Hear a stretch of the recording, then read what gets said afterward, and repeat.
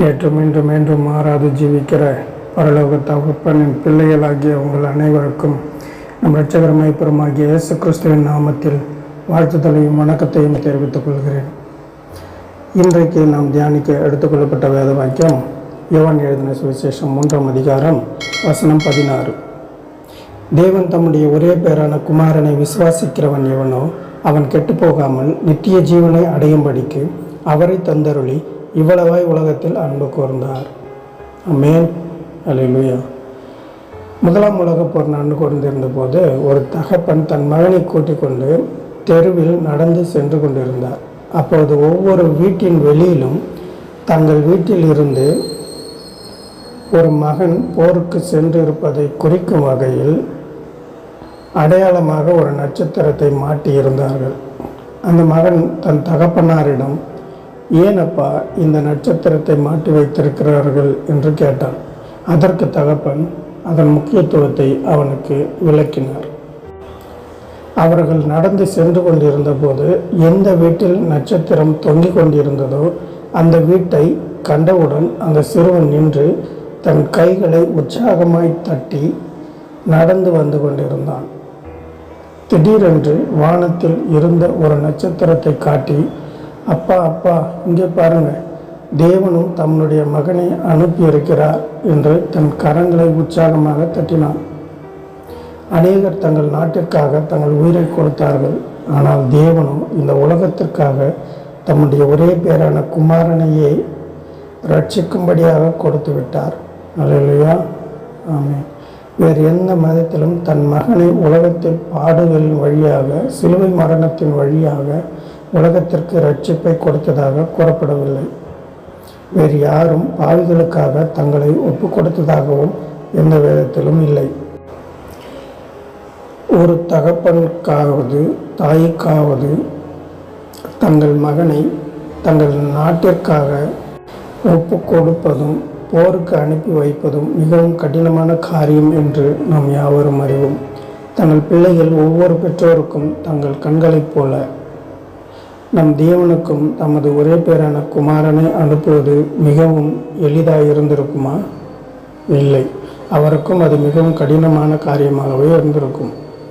அதுவும் அவர் இந்த உலகத்தில் செய்த 3.5 வருட ஊழியத்தில் நன்மையான காரியத்தை தவிர வேறு எதையும் செய்யாத போதும் அவரை இகழ்ந்து பேசியும் அந்த ஊழியத்தின் முடிவில் அவரை துன்புறுத்தி சாட்டைகளினால் அடித்து பாரமான சிலுவையை அவர் சுமந்து கொல்கத்தா மலையின் மேல் ஏற வைத்து அவரை சிலுவையில் அவருடைய கடைசி சொட்டு இரத்தம் வரை சிந்த வைப்பார்கள் என்று அறிந்திருந்தும் அவரை இந்த பாழ் உலகத்திற்கு இரட்சகராக அனுப்பினார் என்றால் அந்த தியாகம் நாம் எத்தனை வரிகளில் கூறினாலும் அது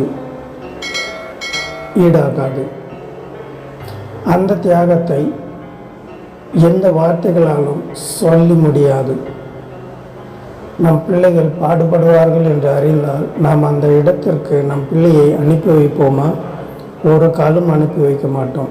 ஆனால் பரம தகப்பனை பாருங்கள், அவர் நம்மேல் வைத்த அன்பினால் அப்படி செய்தார் என்று வேதம் கூறுகிறது. அவர் இவ்வளவாய் உலகத்தில் அன்பு கூர்ந்தார் என்று நாம் வாசிக்கிறோம். தம் குமாரனை உபத்திரப்படுத்த போகிற உலகத்தில் அவரை அனுப்பி வைத்ததினால் அவர் நம்மேல் வைத்த அன்பை விளங்க பண்ணுகிறார். அந்த அன்புக்கு நாம் எவ்வளவேனும் பாத்திரர்கள் அல்ல. பாவத்திலும் சாவத்திலும் கர்த்தருக்கு துரோகம் செய்பவர்களும் அவரை விட்டு தூரம் போகிறவர்களும் ஆகிய நமக்காகவே அவர் தம்முடைய ஒரே பேரான குமாரனை அனுப்பி வைத்தார். எதற்காக? அவரை விசுவாசிக்கிறவர்கள் யாரும் கெட்டு போகாமல், அதாவது நரகத்திற்கு செல்லாமல் நித்திய ஜீவனை பெற்றுக்கொள்ளும்படியாகவே அவரை நமக்காக அனுப்பினார். அல்லேலூயா, ஆமென். நம்ம ஆத்துமா எத்தனை விலையேறப்பட்டது! நாம் அவரை விசுவாசியாவிட்டால் நித்திய நரகம் என்பது அவருக்கு தெரியும்.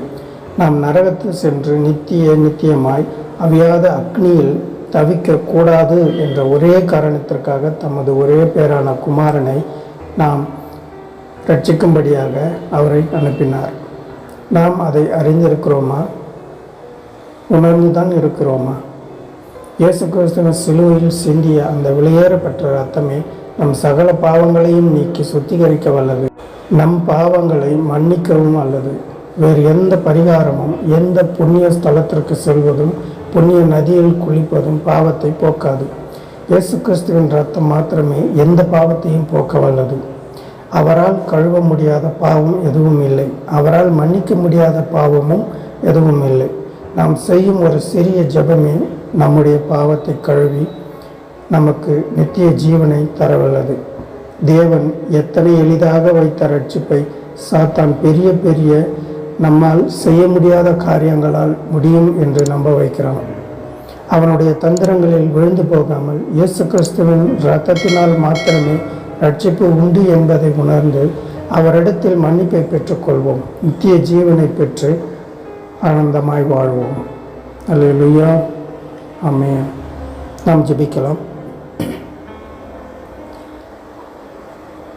எங்கள் மேல் அளவு கடந்த அன்பு கூர்ந்து வழி நடத்தும் எங்கள் பரம தகப்பனே, உம்மை ஸ்தோத்தரிக்கிறோம், துதிக்கிறோம், மகிமைப்படுத்துகிறோம். ராஜா, இந்த நாளில் நீர் எங்கள் மேல் வைத்த அன்பினால் இயேசு கிறிஸ்து பாடுபடுவார் என்று அறிந்தும் அவர் இந்த உலகத்துக்கு ரட்சிப்பை கொடுக்க அனுப்பின உம்முடைய மகா தயவிற்காக உமக்கு நன்றி தகப்பனே.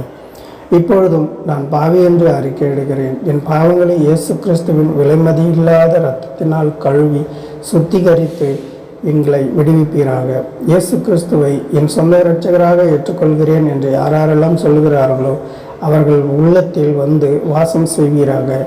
தம்மையே எனக்காக தந்த அவருக்கு என்னையே கொடுத்து விடுகிறேன் என்று யாரெல்லாம் இதோ இப்பொழுது முடிவெடுக்கிறார்களோ அவர்கள் வாசம் செய்து ஆளுகை செய்யும் இடமாக அவர்களுடைய இருதயம் விளங்குவதாக. எங்களை முழுமையாய் தாழ்த்தி ஒப்புக் கொடுக்கிறோம். எங்கள் இரட்சகர் மெய்ப்பெருமாகிய இயேசு கிறிஸ்துவின் நாமத்தில் ஜெபிக்கிறோம் எங்கள் ஜீவனுள்ள நல்ல தகப்பனே. ஆமென், ஆமென். அல்லேலூயா. God bless you all.